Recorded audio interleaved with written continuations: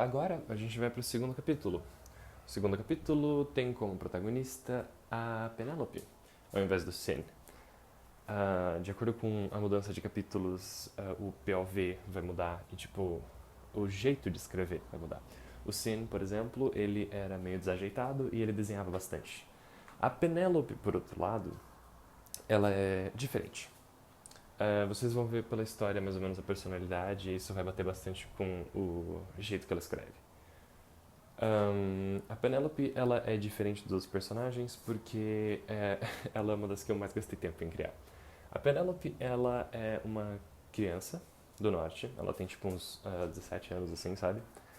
Ela passa bastante frio no norte e ela é bem pobrezinha, então ela não tem roupa o suficiente para não passar tanto frio. Então ela tem essa meio estilo pé no chão de pobre, sabe? Passa fome, passa frio. Mas a Penélope, para diferenciar dos outros NPCs, ela tem uma coisa específica, uma maldição, que quando ela nasceu, a ponta do cabelo dela, ela tem cabelo preto e longo, só que a pontinha é branca.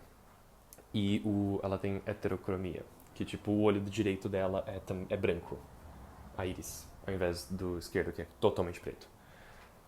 O ponto é, a Penélope ela é bem emotiva. Quanto mais ela exterioriza a emoção dela, ahm, as cores dessa ponta do cabelo e da íris direita vão mudando de acordo com a personalidade que ela está expondo. Como, por exemplo, se ela está irritada, ela fica laranja. Tipo, a íris direita fica laranja completamente e tipo a pontinha do cabelo, ao invés de branco, também laranja. Ou, por exemplo, se ela fica bem feliz, ela fica amarela. A íris direita fica amarela e a ponta do cabelo também é amarela. Vamos lá. Então, começa. Penélope tá no casarão com um monte de outras pessoas meio sem teto em uma vila no norte. Essa vila ela é meio fora da jurisdição de praticamente qualquer reino que está dominando lá, então é meio caótico. Os reis não têm tanto controle sobre essa área.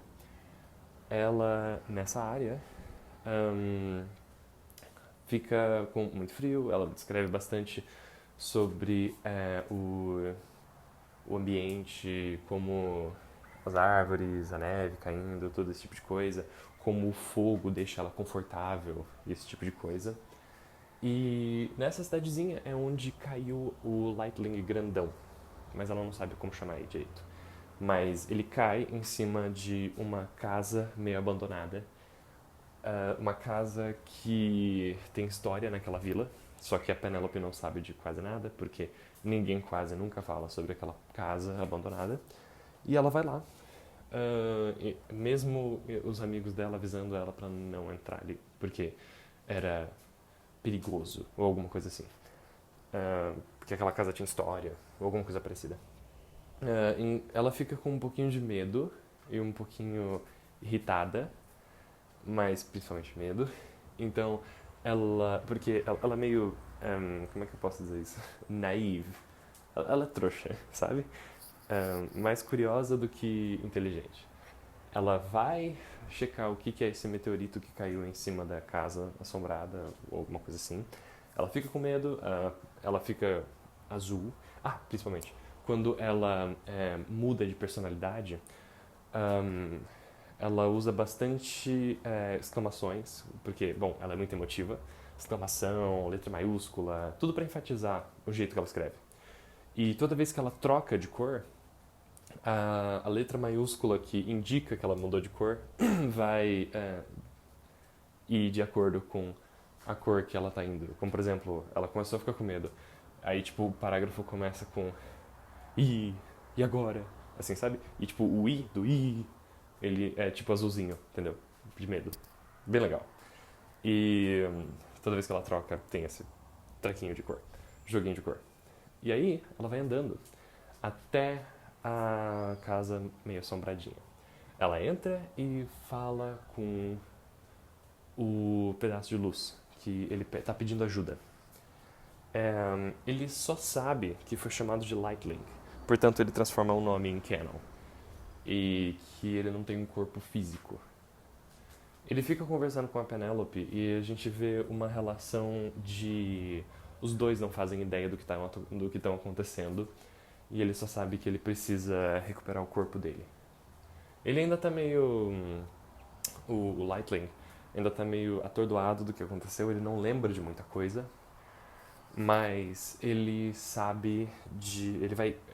progressivamente, de acordo com como a história vai seguindo, ele vai lembrando do como ele era, como ele deve ser, esse tipo de coisa. E você vai percebendo que, de acordo com o capítulo, cada vez ele fica mais silencioso, quanto mais conversa rola entre os dois. Os dois criam um tipo de amizade, principalmente porque ela é bem curiosa e gosta bastante de ficar sabendo dos outros. Uma fofura, Penélope. Ela fica trocando de personalidade, principalmente no começo ela tava com medo, depois ela ficava em modo perigo, tipo ela fica laranja.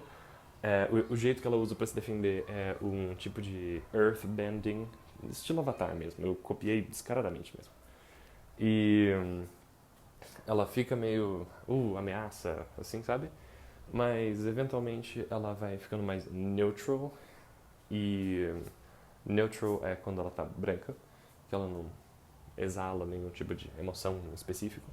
E aí ela vai subindo até ficar amarela de novo e conversando com ele, bibibi, bababá, bububu. E eles criam uma relação ali.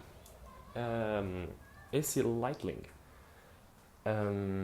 ele pede pra ser chamado de Lightling mesmo, porque é a única coisa que ele lembra de ter acontecido antes dele sair daí. Ele lembra um pouquinho do que aconteceu na cabeça do Sin, mas ele não sabe o nome dele e também sabe que ele não tem tanto a ver com o que ele queria. Porque ele só parecia tipo um portão pra sair. Ou alguma coisa parecida. E aí, o Lightling fala pra Penélope sobre que ele sabe magia. Ele sabe muito bem magia. E a Penélope estava muito interessada em magia. E ele percebe que sem um corpo ainda, ele não pode exercer os seus objetivos. E daí que fica meio claro que ele quer mais do que só o corpo de volta. Mas ele precisa da ajuda da Penélope, porque afinal de contas, sem um amigo não dá pra chegar em nada nesse mundo. E aí a Penélope vai ajudar ele, porque ela é trouxa, principalmente. Você percebe que ela só fez isso porque o cara prometeu ensinar ela magia enquanto ele está sob o controle dela. O Lightling fala pra ela que se ela prometer ser a estudante dele, ele ensina ela magia. E ser o estudante dele inclui um monte de termos que ela simplesmente ignorou, entendeu? E ela meio que virou a escravinha dele. Mas eles ainda são muito amigos, então ele nunca abusou realmente dessa relação. Ou será que não? Vamos ver. E o capítulo termina com eles voltando pra continuando na casinha e falando sobre a vida deles.